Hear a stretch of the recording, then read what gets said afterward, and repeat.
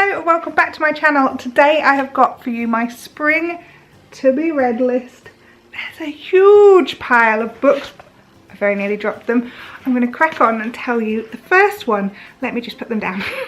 Okay, this one is my first one. It's called Cirque by Madeline Miller. I have heard very good things about this from both my sister and my mum.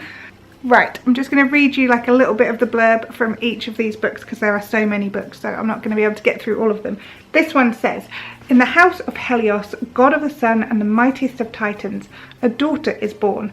But Cirque is a strange child, not obviously powerful like her father, nor viciously alluring like her mother. Turning to the world of mortals for companionship, she discovers that she does possess power. The power of witchcraft, which can transform rivals into monsters and menace the gods themselves. Threatened, Zeus banishes her to a deserted island where she hones her occult craft, tames wild beasts, and crosses her path with many of the most famous figures in all of mythology. I think it sounds really intriguing. I'm not particularly into mythology and gods and all that kind of stuff, but I think the story is going to get me through on this one and be very, very entertaining. The next one on my to be read pile is one I've wanted to read for quite a long time. It is by J.K. Rowling, or known as Robert Galbraith in these. It's called TheCuckoos Calling. I'd love to see how her writing works in this context, so let me read the back to you. When a troubled model falls to her death from a Mayfair balcony, it's assumed she has committed suicide. However, her brother has doubts and calls in private detective Cormoran Strike to investigate.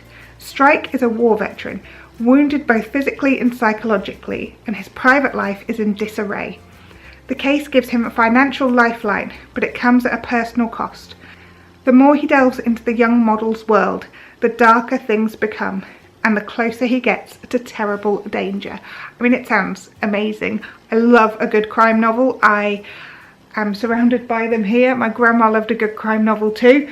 So I'm really hoping that these books are going to be something I'm going to enjoy. Next up on my list is Beartown. You all know how much I love Fredrik Backman. I love the way he writes so bleakly, but so realistically. It's just a talent to be able to write that kind of real life and make it interesting. So Beartown is one I haven't read before, obviously. It says, Beartown is a small town in a large forest. For most of the year it's under a thick blanket of snow, experiencing the kind of cold and dark that brings people closer together or pulls them apart. Its isolation means that Beartown has been slowly shrinking with each passing year, but now the town is on the verge of an astonishing revival. A bright new future is just around the corner. Until the day it's all put into jeopardy by a single brutal act. It divides the town into those who think it should be hushed up and forgotten, and those who'll risk the future to see justice done. At last, it falls to one young person to find the courage to speak the truth that it seems no one else wants to hear. With the town's future at stake, no one can stand by or stay silent. Everyone is on one side or the other. Which side would you be on? It sounds amazing. I love Fredrik Backman's books, and it sounds very different to the other ones I've read before, but equally people in a very stressful situation, so I'm going to enjoy that one. Next up is Us by David Nichols. David Nichols wrote One Day, which I really enjoyed, and I saw this in W.H. Smith the other day, and I got this and another one because they were buy one get one half price, or both of them were half price, I can't remember, but I thought it was a good deal, so I got them. This says, Douglas and Connie, scientist and artist, and for more than 20 years husband and wife, until suddenly their marriage seems over. But Douglas is going to win back the love of his wife and the respect of Albie, their teenage son, by organising the holiday of a lifetime. He has booked the hotels, bought the train tickets, planned and printed the itinerary for a grand tour of the greatest art galleries of Europe. What could possibly go wrong? This sounds very funny. Knowing that family holidays can be quite stressful, it does sound very enjoyable. Quite a light-hearted read. Sometimes you need that to get away from all the kind of depth of the other books. I've seen a lot about this next book on social media. Lots of people seem to be reading it. I like a dystopian novel, as you know, and this is one of those that I think I will really enjoy. It sounds a bit similar to The Power, which I read a couple of years ago, but I'm definitely willing to give it a go. It says, "We will not be silenced." Jean McClellan spends her time in almost complete silence, limited to just 100 words a day. Any more and 1,000 volts of electricity will course through her veins. Now the new government is in power, everything has changed, but only if you're a woman. Almost overnight, bank accounts are frozen, passports are taken away, and 70 million women lose their jobs. Even more terrifyingly, young girls are no longer taught to read or write. For herself, her daughter, and for every woman silenced, Jean will reclaim her voice. This is only the beginning. 100-word limit reached. That makes me feel a bit goosebumpy, so I'm really excited about reading this one.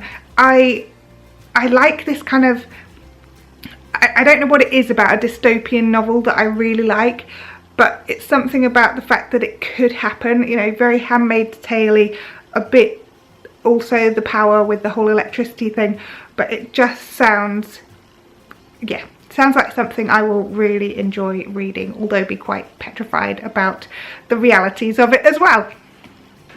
This book is called Just Eat It, and it is by Lara Thomas, and I follow her on Instagram, and I wanted to read this book because I don't think I have a very good relationship with food, and I think that this might help.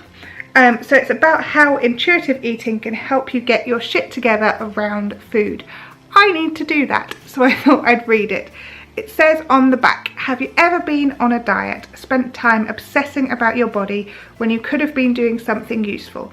Compared your waistline to the size of someone else's, felt guilt, actual guilt, about the serious crime of eating a donut?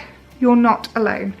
Registered nutritionist Lara Thomas, PhD, presents this straight-talking guide to intuitive eating, the simple practice that will help you phase out diet tools like meal plans and calorie trackers and encourage a more peaceful attitude to food and your body.